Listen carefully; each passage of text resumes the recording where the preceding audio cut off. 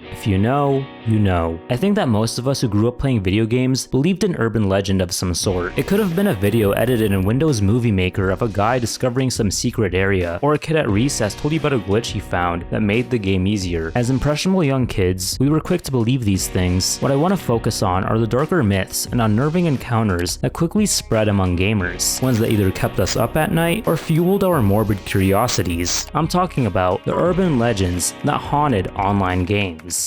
The Halo series is known for its action and immense world building. Oddly enough, it has some enigmatic mysteries in both its story and its multiplayer.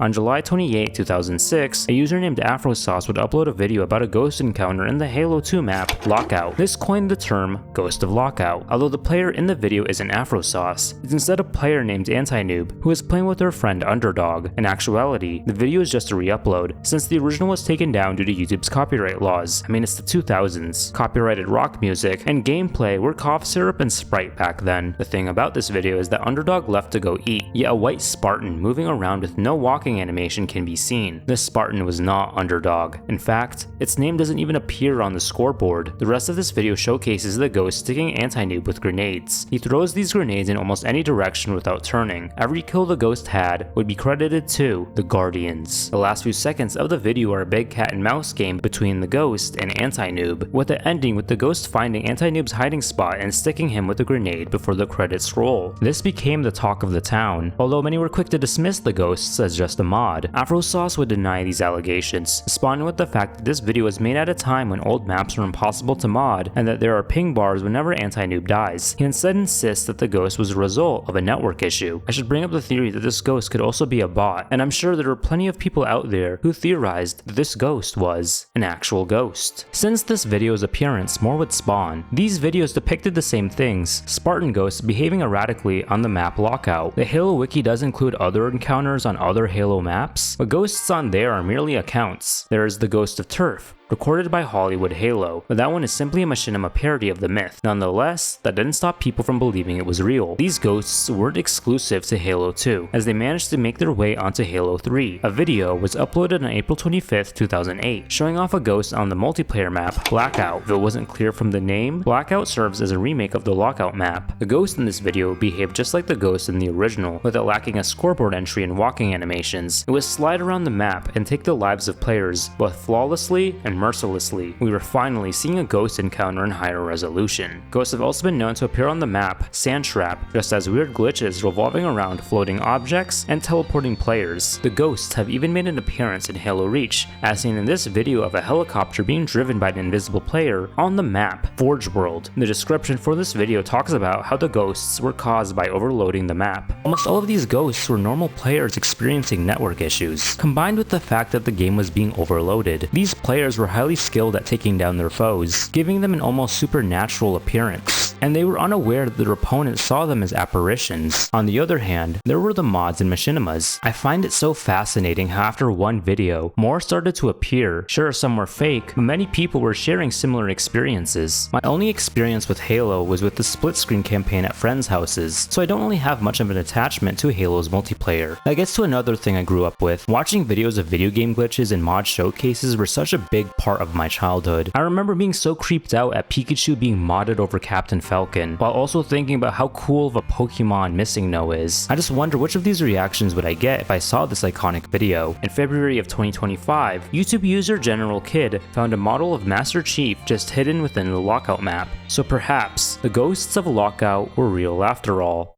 When it comes to Source games, a common term people use to describe them is eerie. For something like Half-Life or Portal, the setting takes place in areas where people have long since passed. The models and textures are an uncanny and gloomy recreation of the real world. You hear nothing but ambience and unnatural sounds. As for Gary's mod, playing the game in an empty map is considerably unsettling. A game meant to be played with friends is now just so desolate and lifeless. What adds to this fact is that it sometimes feels like you're being watched.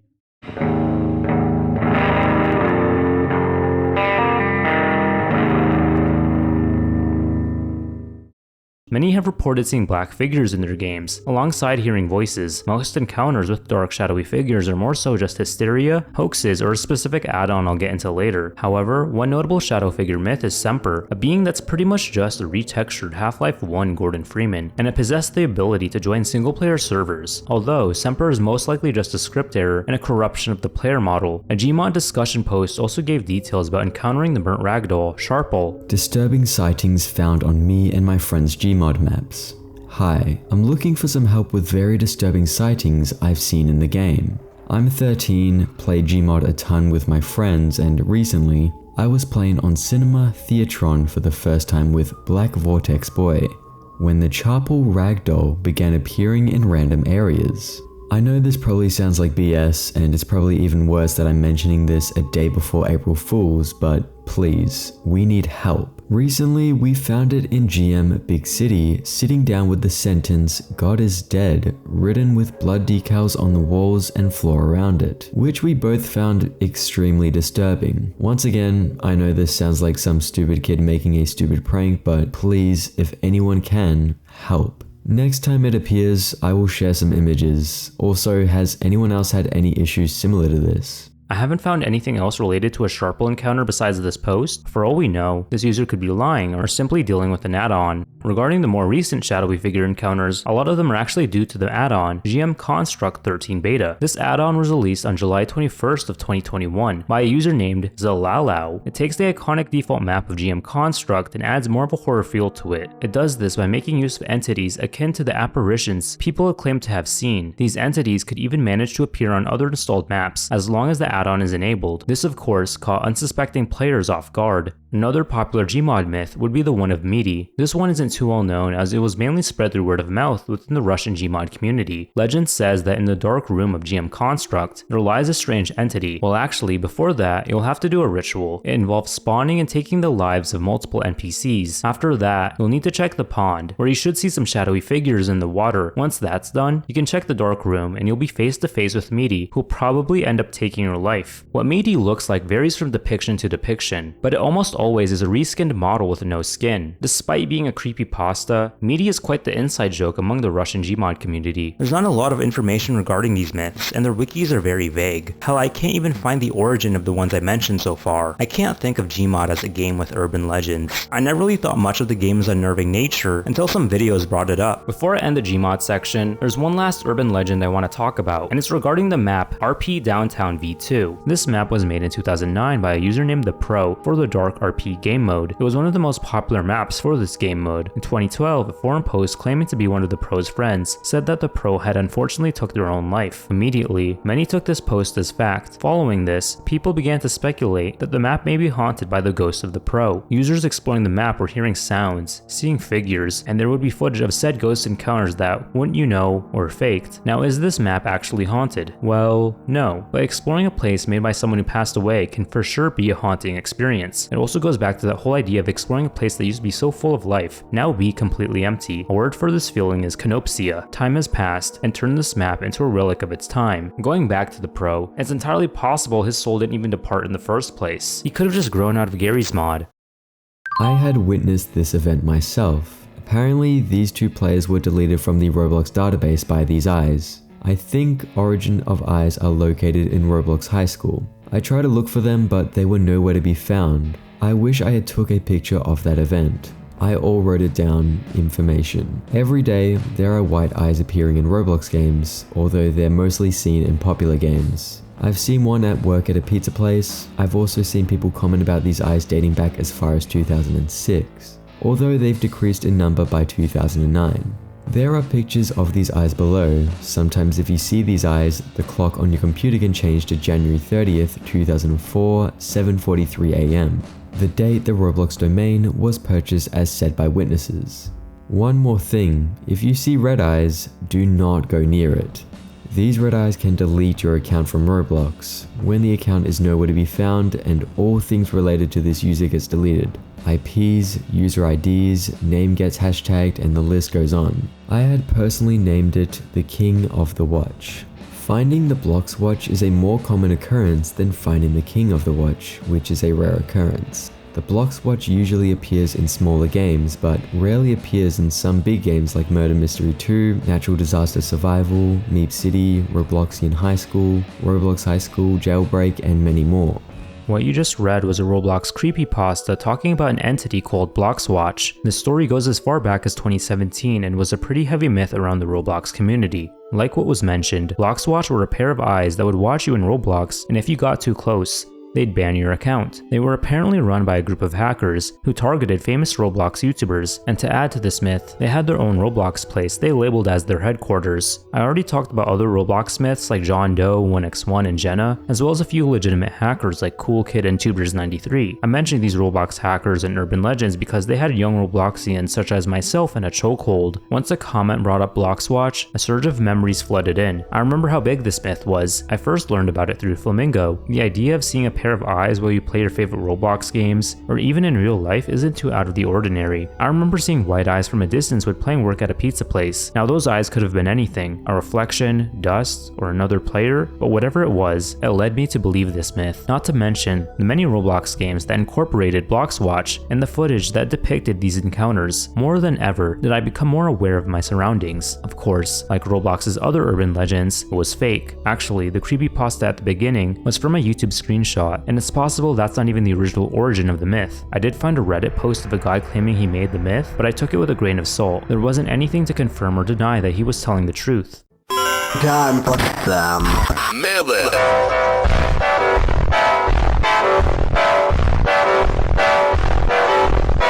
On February 25th of 2010, a user named Yale University made a forum post talking about a weird anomaly he encountered on the site. Typing in Noli in the search bar would result in an account that just shows up as a question mark. Just that. Literally no user data. After this particular forum post, more started to discuss Noli's identity. Perhaps it was a glitch, a former Roblox employee, maybe he was a hacker. Multiple forum moderators would speak up, explaining that Noli is a glitch and nothing more, with one stating that there is no prophecy, but there is also no Noli. A forum moderator going by SaveSeal13 explained that Noli was a banned account, but it didn't have their user data deleted, leading to the weird state we see the account in. Despite that didn't stop Roblox users from creating their own mythologies. User Chowda000 would create a link between Noli and Roblox's other myths, like the hacker myth, 1x1. Chowda would claim that Noli was going to destroy Roblox. He would make the group Lost Void in reference to the Void Star item he wore. At the same time of the forum post, an account called Sway Judy Noli would be made and create a Roblox place. The account was an alt for Noli, while the Roblox place could be explored to learn the created lore and feelings of Noli. User Kazdam would also take this concept and create more lore for Noli. The additional mythology goes that after the end of the Mystery Object event on September 5th, 2007, the Void Star would be released to the public. Noli got his hands on such an item and displayed weird behavior. He started to corrupt everything around him, taking over the site, shutting down games, and hacking into accounts. This led to Roblox banning his account, only for him to reappear and hack Roblox accounts with Void Stars to steal them. He continued his mayhem just for Roblox to ban him again. After a year, he returned, but this time, he influenced hundreds of players to be a part of his cult, the Void Cult. Shortly after, he vanished again. He returns 2 years later, but his account appears as it was in the original forum post. A Roblox hunter was able to get in contact with the moderator to fully remove Noli once and for all. Yet, that didn't stop cult groups from re-emerging, creating summonings on the 16th of every month, waiting for the day that Noli returned. Of course, the Noli myth started to die down up until 2024, when a Crossroads Hangout game picked up the Noli story where it left off. This wasn't the only game to include Noli, as he would also be a part of Midnight Horrors and soon to be included in the infamous game Forsaken. Can we just talk about his design? Straight up aura farming.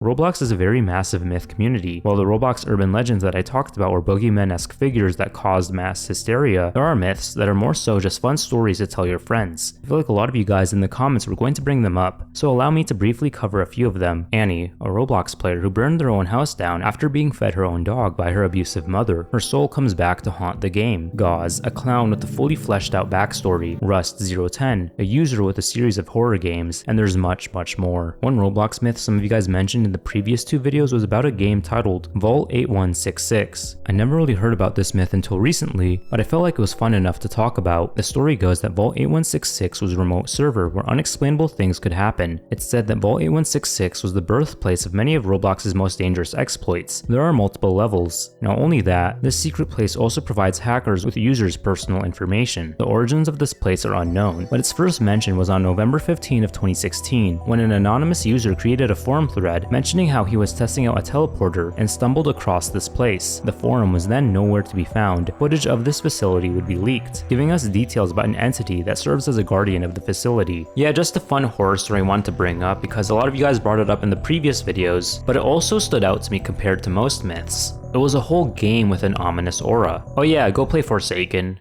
Imagine this, it's 2009 and Call of Duty World at War releases. You discover that there's a new game mode after beating the campaign, called Zombies. This new mode where you fight down hordes of zombies, and at the moment, the only map available is a map called Nacht der Untoten, which is German for Night of the Living Dead. Yet one day you hear a rumor that reaching Wave 100 unlocks a secret boss, an undead version of the on-screen painter, if you know who I'm referring to. Those kinds of numbers were seemingly impossible to reach. You end up watching some videos on this novel site called YouTube and you see that people were able to reach Wave 100. Yet, there's no sign of a secret boss. Despite how ridiculous this all sounds, COD Zombies players actually believed and spread the myth that a zombie Führer was a secret boss if you reached Wave 100. There wasn't a lot I could find regarding this myth, but based on an Amino post, a couple Reddit threads, and this YouTube video, this was something a decent amount of people were fooled by. Not only was the internet an entirely different place back then, but COD Zombies was really new. Once it got debunked, the myth started to die down. For those wondering what this myth could have looked like if it were true, there is a custom map for Black Ops 3 that does contain a zombie H-Man. On August 28, 2009, a YouTube user named Joey Lover uploaded a tutorial on finding a ghost version of the character Samantha in the map Doris. Here's how the tutorial went. Step 1. Be Dr. Richtofen. Step 2. Have a good team. Step 3. Open the first door. Step 4. Open the second door. Step 5. Get monkey bombs. Step 6. Turn on the power and link it. Step 7. Must get past dog round. Step 8. Teleport once. Step 9. You or someone else should upgrade a weapon. Step 10. Turn on the fly trap.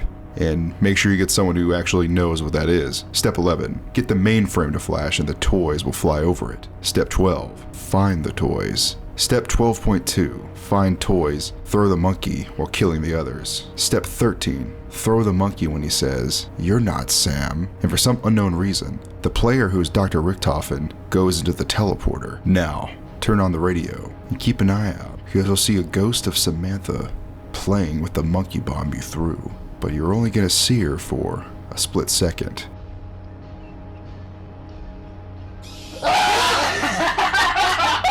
As you just saw, the Reagan McNeil face from The Exorcist appears and jump scares the audience. The video then ends with it saying, "I love you all, subscribe." Based on the comments to this video, this tutorial was something people actually believed and were traumatized by. Now this video is new to me, but it feels so familiar. This video just screamed old YouTube, no pun intended. Gameplay followed by a screamer. Watching it filled me up with so much nostalgia, and I can imagine the ones who did see this video back then, having that feeling times 10.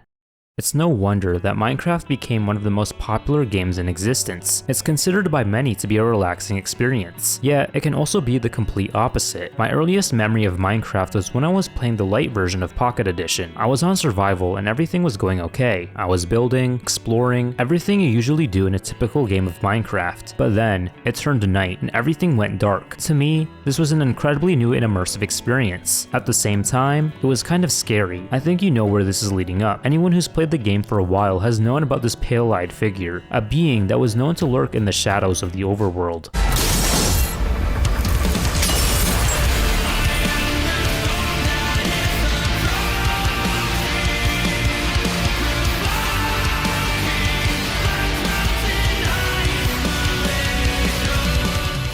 Out of everything on the list, Herobrine was the one with the biggest impact on me. A lot of the time when playing the game, I was afraid he'd come at any moment. I'd take a double take to make sure I wasn't hallucinating him. I would sometimes build the totem to summon him, only to regret what I did and destroy it immediately. During elementary school, he was a hot topic. He was our Bloody Mary, our Headless Horseman. I saw so many videos of Herobrine, and watching them now, it's so obvious they're fake. But back then, I was a stupid little kid, so of course I believed they were real. Eventually, I grew up up and stopped believing in Herobrine. Still, a part of me wishes he were real. Now, Herobrine's appearance is simply the default skin of Steve with no pupils. How did such a simple design and a cheesy concept become a symbol of fear among young Minecrafters? I think the first thing we have to do is start at the beginning. Our story begins on July 31st of 2010. A Minecraft forum user going by Flaky would copy and paste the 4chan/v post they saw about a player detailing their experiences when mining in a cave. Everything in this forum thread was regarding a video of the 13.ogg music disc with a cave background.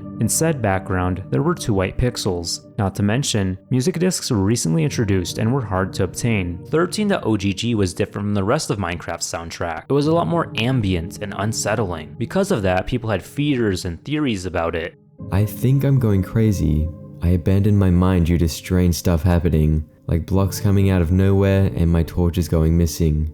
It was really strange. But yeah, I abandoned it because it really creeped me out for some reason. The strange thing is though, I still hear the cave ambience quite far away from the mine. But recently I've been hearing really strange things around the building I built around it. It feels like whispers. It's strange really. I feel like going back down there, but I don't really want to because of the creepy stuff that happens down there, plus I need a lot more torches. It just seems that cave is alive and angry at me. Keep in mind, the cave ambient noises were a newly added feature. Throughout the first half of this thread, we learn that the user sealed up this cave, only to come across it again in a tragic shift of fate. When in said cave, they found a couple of chests, one of which contained a music disc. Afterwards, they decided to run back to their base to gather some diamonds to craft a jukebox. Luckily, they were able to get a diamond, but there was something that awaited them. We get the following monologue. I slowly poked my head down. It was dark.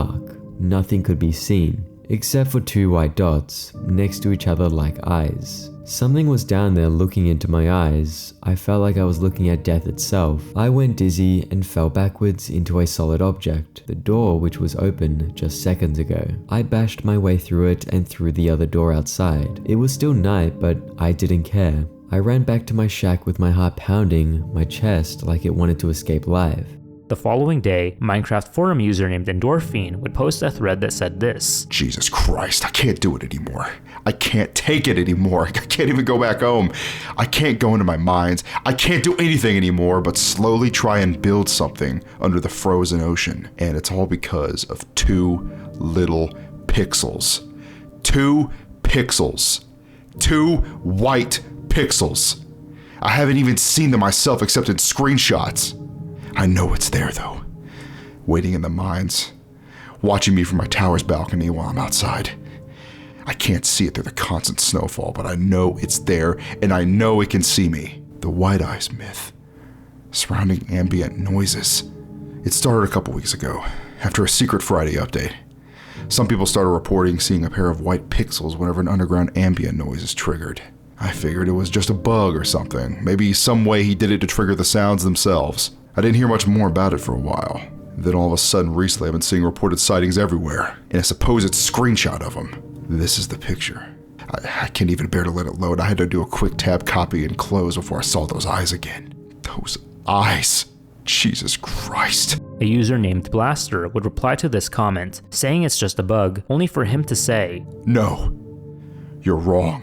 It's White Eyes, as we named her. On August 24, another story of the White Eyes would appear under a thread titled Minecraft Horror. What made this one stand out was that it was the first instance of White Eyes, or Herobrine, being given the appearance of a default skin with plain white eyes. Eventually, the entity would take the name Herobrine and be attributed as Notch's dead brother. Yet the origins of either of these characteristics are unknown, but the earliest trace of fully characterized Herobrine goes back to a deleted image from 4chan/Xboard posted on August 31st, 2010. The board was known to contain the paranormal. Here's what it has to say. I had recently spawned a new world in single-player Minecraft. Everything was normal at first as I began chopping down trees and crafting a workbench. I noticed something move amongst the dense fog. I have a very slow computer, so I have to play with tiny render distance. I thought it was a cow, so I pursued it, hoping to grab some hides for armor. It wasn't a cow, though. Looking back at me was another character with the default skin, but his eyes were empty. I saw no name pop up and I double checked to make sure I wasn't in multiplayer mode. He didn't stay long. He looked at me and quickly ran into the fog. I pursued it out of curiosity, but he was gone. I continued on with the game, not really sure what to think as I expanded the world. I saw things that seemed out of place for the random map generator to make. 2x2 tunnels in the rocks, small perfect pyramids made out of sand in the ocean, and groves of trees with all their leaves cut off. I would constantly think I saw the other player in the deep fog, but I never got a better look at him. I tried increasing my render distance to far whenever I thought I saw him, but it was to no avail. I saved the map and went on the forum to see if anyone else had found the pseudo player. There were none. I created my own topic telling of the man and asked if anyone had a similar experience. The post was deleted within 5 minutes. I tried again, and the topic was deleted even faster. I received a PM from username Herobrine containing one word: stop. When I went to look at Herobrine's profile, the page 404'd. I then received an email from another forum user. He claimed the mods can read the forum user messages, so we were safer using email. The emailer claimed that he'd seen the mysterious player too, and had a small directory of other users who had seen him as well. Their worlds were littered with obviously man-made features as well, and described their mystery player to have no pupils. About a month passed till I heard from my informant again. Some of the people who had encountered the mysterious man had looked into the name Herobrine and found that name to be frequently used by a Swedish gamer. After some further information gathering, it was revealed to be the brother of Notch, the game's developer. I personally emailed Notch and asked if he had a brother. It took him a while, but he emailed me back a very short message. I did, but he's no longer with us. Notch. I haven't seen the mystery man since our first encounter, and I haven't noticed any changes to the world other than my own. I was able to press print screen when I first saw him. Here's the only evidence of his existence. We then see an image of this Herobrine encounter. This image is probably the most iconic image of Herobrine out there. If I were to make an assumption, it's likely a slapped on PNG. A streamer named Brocraft eventually discovered the Herobrine story and would edit several screenshots with Herobrine in them to get a scare out of his audience. From there, he decided to stage an elaborate hoax in one of his streams. He would change the texture of a painting to display Herobrine and place it in his world. His stream would then start as normal gameplay until he came face to face with the painting, where he would then pretend to be shaken up as a result. The clip was spread around and debates arose on whether or not it was real. Copeland followed this video up by posting links in his chat that led to a website labeled as ghostinthestream.net/him.html. This site would probably be the inspiration for Herobrine's nickname, Him. There would be a picture of Steve with realistic rolling eyes, and below it there was jumbled up text that, when deciphered, revealed to be an edited version of a creepypasta known as Wake Up.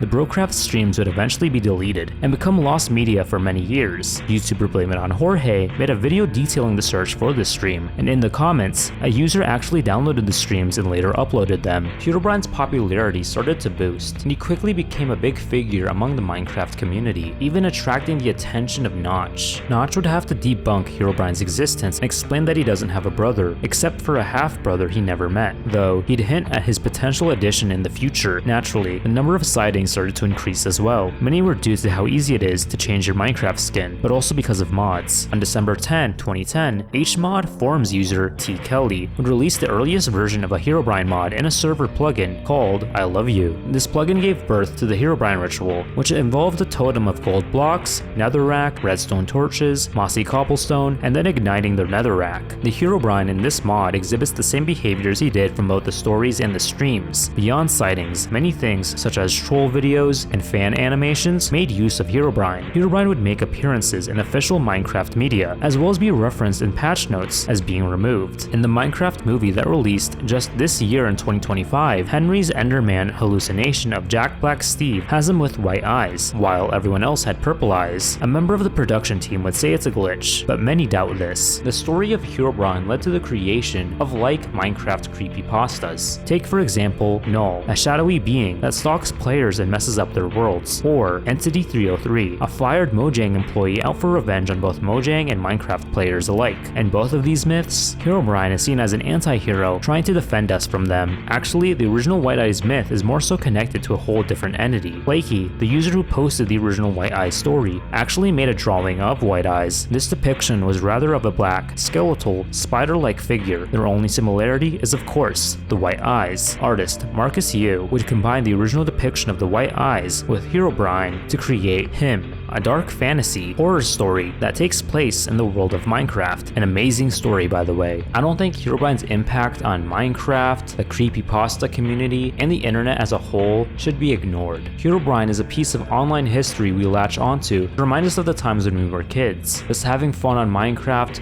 and being scared by ridiculous things rather than things that should actually scare us, like the economic state of the world or something like that. But if Herobrine isn't real, how did my uncle die of a Herobrine overdose? You may have noticed that I didn't talk about anything like Ben Drowned, Sonic.exe, or Godzilla SNES, nor did I mention things like the San Andreas Sasquatch. I wanted to stick to a theme of online games, but also those spooky mysteries that caused mass hysteria among people who played these games. The era of believing in video game urban legends is long gone. There's more integrity on the internet when it comes to games, yet the era of scary video game encounters still lives on, in the form of digital horror and ARGs. As you might have known, this was a part 3 to my whole Urban Legends series. Part 1 was a for fun video. It was a chance to talk about the virtual worlds I played as a kid, and the urban legends in them that scared the shit out of me. Animal Jam's F-Man 122, the Webkins Killer, and Roblox's John Doe, just to name a few. It did surprisingly well, and I was very surprised it did do well because even before it was uploaded, it was already my favorite video. Actually, it still is my favorite video I've made. Part 2 was to more so cover some myths I missed in part 1, but also to really experiment with my editing style, try to make it uniquely my own. As I approach 50k, which I probably have by the time this video's out, I wanted to make something to celebrate, a new favorite video to follow up my other favorite videos, a video I can say, damn, that was a masterpiece. Also, I just needed an excuse to talk about Herobrine. If you got this far, thank you. Take care of yourselves, and of course, as usual, please have yourselves a damn good one.